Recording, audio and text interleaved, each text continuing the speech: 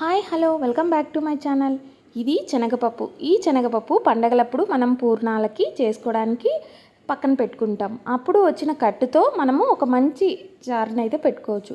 ఇది రాయలసీమ స్పెషల్. దీన్ని పూర్ణం చారు అంటారు. అంటే ఇప్పుడున్న ట్రెండ్ పిల్లలకైతే స్వీట్ చారు అని పేరు పెట్టుకున్నారు. మా పిల్లలకి మేము స్వీట్గా ఉంటుంది అని చెప్పి స్వీట్ చారు అని పేరు పెట్టాము. లైట్గా స్వీట్ ఉంటుంది, అలా అని ఎక్కువ స్వీట్ అయితే ఉండదండి. అందుకని అంటే ఈ టేస్ట్ ఎలా ఉంటుందంటే చాలా బాగుంటుంది. పండగలప్పుడు మనము ఎన్ని ఐటమ్స్ ఉన్నా లాస్ట్ కంప్లీట్ చేయాల్సింది ఈ రసంతో.